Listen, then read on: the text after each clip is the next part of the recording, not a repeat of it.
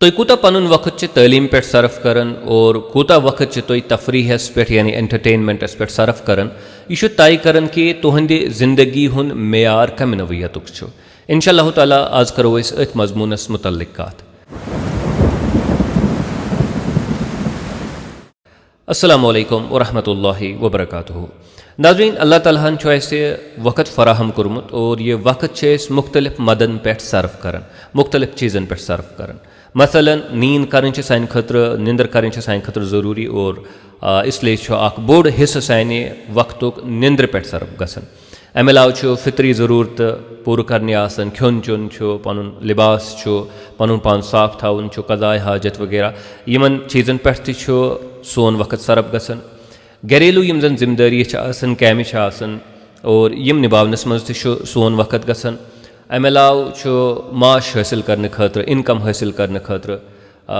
वक़्त पेवन दिन और ज़ाहिर कत कि वक्तुक अख बोड़ हिस्स अत मदस मज सर्फ गसन, अत चीज़स पे सर्फ गसन। मगर यम जन यम बुनियादी चीज़ यमन पे जन वक़्त सर्फ गसन यानी कि निंदर करें, फितरी ज़रूरत पूर करने, घरेलू मशगूलियात और अमे अलावा माश हासिल करुन, अमे अलावा तो ऐसे आम तौर पर वक़्त बचन, वक़्त चढ़न और युस जन ज़ायद वक़्त यह कत कत गुजारन यह तय करन कि सानि ज़िंदगी हुन मेयार क्या, सानि ज़िंदगी हुन मेयार कम नौयतुक। युस जन यह ज़ायद वक़्त अमूमी तौर अत बड़ मद यमन मज जन यह सर्फ हेको कर कि बाकी काम मकलत करो वहीं ज़्यादा हम तफरीहस यानी एंटरटेनमेंटस सट रटो स्मार्टफोन और रोज़ो मुख्तलिफ सोशल मीडिया प्लेटफॉर्म्स वगैरह स्क्रॉल करन यमन रोज़ो वॉच करन। इथे कत गो गिनने द्रोकने या बेहमो दोस्त गपशप लगान अख यह मद ये एंटरटेनमेंटुक मद वनो। ब्याक तालीम हुन मद अनो किताब करो तम स्टडी करो समझन कोशिश या बेहमो स्कॉलरन सत या बोजो लेक्चर्स या करो इंटरेक्ट मुख्तलिफ लुकन तालीम की गर्ज हेचन की गर्ज यह ब्याक मद यम जन यम ज मद अख तालीम हुन मद और ब्याक एंटरटेनमेंटुक मद। कत पे कूता वक़्त सर्फ करन यह तय करन कि सन जिंदगी कम नौयत कम मेयार जान कि तफरीह ज़रूरी, अत मज कहीं त शक। इंसानस अकि नौयतुक रेस्ट पन्नस जिस्मस पेवन दिन या पन्नस जहनस पेवन दिन, सह हेक अकिस मशीन हिंद पे कमी योत करित कह, रेस्ट ज़रूरी और तफरीह ज़रूरी। इसलिए तफरीह हेको इनकार करित कह। मगर अगर तफरीह मकदार वारिया ज़्यादा गो तमुक मतलब गो पनुन टाइम ज़ाय करन, पनुन टाइम किल करन और यह हरगिज़ त अकिस इंसान सनिस मफादस मज कह। बुनियादी कुन वक्तस खतर तफरीह यानी कि तफरीहस मज इंसान मशगूल गसन it is okay, it is good, अत मज कहीं त शक। मगर मकदार नेबर पर तफरीहस मज इन्वॉल्व गसन, स्मार्टफोनस पे रोजन पे गपशप लगानस मज ज़िंदगी गुजारन या गिनस द्रोकनस मज ज़िंदगी गुजारन ओबियसली यह सान खतर नफ़ा बख्श कह। अत बरकस यह तालीम बे इंतहा ज़रूरी अकिस इंसानस खतर। इंसानस अल्लाह ताला अकल दिसमज, तमिस अल्लाह ताला समात बसारत दिसमज और यम तिम वसाइल यमो ज़रिए अख इंसान तालीम हासिल करन। अल्लाह ताला पन किताब नाजिल करमज और उलमाओ मुख्तलिफ किताब लेचमज, स्कॉलरो किताब लेचमज, फिलासफरो किताब लेचमज, यमो मज मुख्तलिफ चीज़ हेचन। तालीम हासिल करन यजन इसलिए यह बे इंतहा ज़रूरी अकिस इंसानस खतर, इंसान रोजन खतर और ज़िंदगी मज कामयाब गसन खतर। मगर यह जन दौर असरी दौर वुचान यथ दौरस मज ज़िंदगी गुजारन अत मज ट्रेंड वुचान, अख रिवाज वुचान, सह गो यह कि बेशतर यह जन सोन ज़ायद वक़्त सह ज़्यादा पहम एंटरटेनमेंटस कुन गसन, सह स्मार्टफोनस सत गसन, सह गिनस द्रोकनस सत गसन, गपशप लगावनस सत गसन और कम वक़्त गुजारन तालीम सत। यथ कत मे वोन कि तफरीह ज़रूरी मगर हदूदन अंदर और तालीम यह जन सह बे इंतहा ज़रूरी तिकाज तमी सत इंसान रोजन और तमी सत मुख्तलिफ यम जन जिम्मेदारी तम तेल हेकन असल पे यानी कि निभात। यह जन यह रेशो यह आमुत वुचन कह स्कॉलर वन कि वनकस ये 50 मिनट गुजारन तफरीहस सत अकुई मिनट गुजारन तालीम सत। यानी यह जन रेशो मकदार यह जन सह 50:1, 50/8 यानी कि मकदार। या वनो कि 5 घंटे ये गुजारान तफरी सत महज 1 घंटे गुजारान अमूमी तौर आम इंसान सह गुजारान तलीम और यह चीज़ तुहंदिस मुशाहिदस मज ते सानिस मुशाहिदस मज ते कि बेशतर सोन वक्त तफरी सत गसन न कि तलीम पे सर्फ कर। बहरहाल यह बड़ खतरनाक ट्रेंड यह जन जदीद दौरस मज वुचान और अमिक बे इंतहा नुकसान अकिस इंसानस। गोडनेथै ज़्यादा पहम टाइम वो स्मार्ट फोन पे अकिस इंसान सुन गुजरान और स्मार्ट फोन मुख्तलिफ नुकसान यह बजात खुद एडिक्शन ती बने नौ जदीद दौर नौ बेमार ते अम सच खराब गसन दिमाग खराब गसन जिस्मस अम सत नुकसान वातान और रेडिएशनो यम सात एक्सपोजर गसन रेडिएशन कुन नुकसान गई मगर यम जन लड़ बच आसन बिहित या यमन जन यह आदत लगे बहरहाल तिहन जिंदगी ती अम सत खराब गसन। हालांकि आज सोन मजमून यह जन मोबाइल एडिक्शन यह क्या और अम सत क्या नुकसान गसन यह सोन बुनियादी मजमून के सोन मजमून कि तलीम हुंद मिकदार युस जन सह गई ज़्यादा आसन बनस्बती तफरी हंदिस मिकदारस ज़्यादा वक्त गो तलीम पे सर्फ करें न कि तफरीहस पे खर्च करें तिकाज तलीम ज़्यादा ज़रूरी बनस्बती तफरी अगर तफरी ज़रूरत मगर ज़्यादा सोन युस जन ज़ायद वक्त सह गई यानी कि तलीम पे गो सह खर्च गो। वनो क्या बुनियादी वजूहत कि यह क्या गो ज़्यादा तलीम पे वक्त खर्च कर बनस्बती तफरीहस पे अत मज नंबर 1 चीज़ कि यम सात मान लीजिए तुम स्मार्ट फोनस पे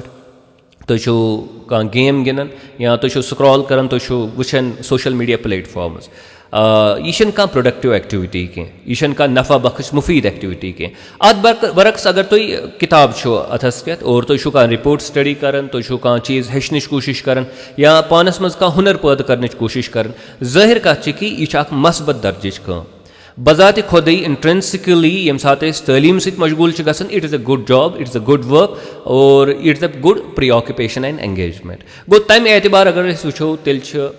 तलीम सत मशगूल रोजन बनस्बत तफरी खोत बेहतर सान खतर यह बजात खुद असल मशगूलियत यह बजात खुद असल यानी कि आवरियार। दोम चीज़ कि यम सात तलीम सत मुंसलिक रोजो अस इल्म हासिल गसन इल्म हासिल गसन फहम हासिल गसन और इंसान यह जिंदगी मज करान सह पन्ने इल्म मुताबिक और पन्ने फहम मुताबिक कर यम कुन सात वक्त फाश गलती करान उल्ट गलती करान तमिक बुनियादी वजह यह कि अस चीज़न हुन इदराक कह अस समझ बूझ चीज़न हुन तूता कह नतीज नेरन यह कि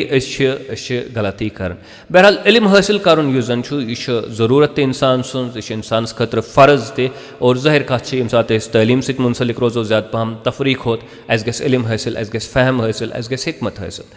ब्याख मामला कि यम सात इल्म हासिल कर पर्सनल ग्रोथ गसन अस मज डेवलपमेंट गसन सोन जहन कुशाद गसन अस दुनिया ज़्यादा सही तरीक हेकन वुचित और यम जन जिंदगी हंद फैसले तिम सही तरीक हेकन कर। आम तौर पर क्या गसन कि लकटन लकटन चीज़न पे ओवर रिएक्ट कर सोन बिहेवियर तूत दुरुस्त कह वजह क्या तिकाज अस तूत समझ फहम कह सान इल्मुक जन मकदार अस मज सह कम तवे वन कि छड़ यह जन मट बानी जन सह ज़्यादा वजन सह ज़्यादा शोर कर और यह अस लुकन सत और यम सात फैसले कर सान फैसले अमूमी तौर अस पे तरन फिक्र 6 रेत 2 2 4 वहर कि मे फैसले कोर यह तूता ज़्यादा दुरुस्त कह और यह जन फैसले कर सह यानी कि तनाजुरस मज फैसले कर कि अस क्या समझ फहम हासिल कोर्मुत यूत समझ फहम हासिल कोर्मुत तुत यानी कि तमी नवियत हेकन फैसले पन्ने जिंदगी मज कर। ब्याख मामला यह कि यम सात इल्मी यानी कि मशगूलियतन मज पन वक्त सर्फ करो तमो मतलब गो अस पन्निस दिमागस पे कंट्रोल तुम वुचान कि यम सात स्मार्ट फोन यानी कि चलावन अमुक इस्तेमाल कर पे पाई रोजान कि कूता वक्त सत गुजारान और अस पानस यह एहसास आसन कि यह बुरा आदत अत बरक्स यम सात तलीम हासिल करो तमुक मतलब गो कि अस असलिस आदतस मज इन्वॉल्व गसन और यह फिक्र तरन कि अस पन्निस जहनस पे कंट्रोल या वनो कि अस कुन हदस तान पन्निस जिस्मस पे कंट्रोल सोन जिस्म सोन जहन वह आवार गोमुत कह बल्कि यह टेम कोर्मुत अस रोचमुत और सही अंदाजस मज अमुक इस्तेमाल हेकन कर यह ज़रूरी तिकाज लुक यम जन तिमन अक किस्मुक सह नश गसन एडिक्शन गसन और तिमन पन्निस जिस्मस पे सह कंट्रोल रोजान कह चाहे सह अमूमी ड्रग्स आसन या स्मार्ट फोन आस मगर तलीम युस जन तलीम अस पन्निस पानस पे कंट्रोल दिवन और हैबिट यम जन सन आदात यम जन तिम दुरुस्त बनन तिम दो खुद दो बेहतर बनन। ब्याक अख वजह यह कि यम जन लुक कामयाब दुनिया मज तिमन मुतलिक यह आमुत वुचने कि तिम ज़्यादा पहम पनुन वक्त पनुन हुनर हेचनस पे सर्फ करान या तालीम से सर्फ करान, समझ बूझ हासिल करनस पे सर्फ करान, न कि तिम पनुन यानी वक्त स्मार्टफोन पे और गपशप लगावनस पे या गिदनस रोकनस पे खर्च करान। तिहज कोशिश कि जुन प्रोफेशन इख्तियार कोरमुत यस कम सोन मिशन निमोन सीरियसली और अस करो पनुन वक्त करो बाकी चीज़न पे जाय कह और अल्टीमेटली क्या अमुक नतीज नेरान, अमुक नतीज नेरान कि they are able to reach to their goal, तिम कामयाब जिंदगी मज गसन। इसलिए अगर अस यसान जिंदगी मज कामयाब गसन तेल सान खतर जरूरी कि एजुकेशनस पे ज़्यादा वक्त सर्व कर बनस्बत एंटरटेनमेंटस पे। एंटरटेनमेंट जन वक्त सह महदूद से महदूद तर कर कोशिश करें ताकि अस गो जिंदगी मज कामयाब। तिक कामयाब लुकन हुंद बुनियादी राज यह कि तिम तफरीहस मज ज़्यादा पनुन वक्त यानी कि ज़ाय कर कह। ब्याक मामला जन वारिया संगीन जदीद दौरस मज अस यह मुशाहिद शायद पन्न जिंदगियन मज तोर्मुत पन्ने समाजस मज तोर्मुत कि वक्त विज समझ कि अस कत हेको समाजस कंट्रीब्यूट कर, अस कत हेको बेहतर अख रोल समाजस मज अदा कर, बेहतर अख किरदार समाजस मज अदा कर, समाजस फायदे वात अस समझ कह। वजह क्या तिक सन नजर तीत कुशाद कह, अस तूता फहम कह, अस तूता इल्म कह। यम सात इल्म हासिल कर अकि तरफ और बे तरफ तफरीहुक जन वक्त सह महदूद कर, तमुक मतलब गो अस समझ फहम तन समझ बूझ तन हिकमत तन अंडरस्टैंडिंग तन और अत निश वक्त अवेलेबल और यह वक्त जन यह हेको समाज के बहबूदी खतर सर्फ कर, यह हेको वक़फ़ कर, हेको सह कम कर यम जन समाजस फ़ायदे वात, यम जन मस्बत किरदार समाजस मज यानी कि अदा करो। और यह ज़रूरी तिकाज़ ज़िंदगी पन्ने योत खतर गुजारन कह बल्कि अस समाज खतर कह नत कह कर। मगर उमूमी तौर यह गसन कि ज़्यादा पहम तफरीहस सत या तफरीहिक यम जन मुख्तलिफ ज़राया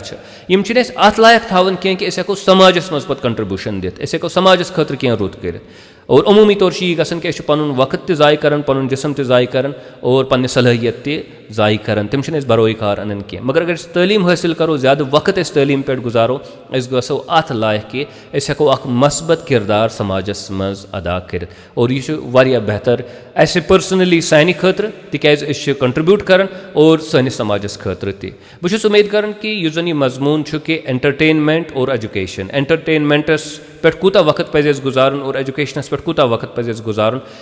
एंटरटेनमेंट और एजुकेशनस दरमियान कत चीज़स ज़्यादा तरजीह दिन इंपॉर्टेंस दिन यह सारे साथियन समझ आमुत। अक़ूलु हाज़ा अस्तग़फ़िरुल्लाह ली व लकुम।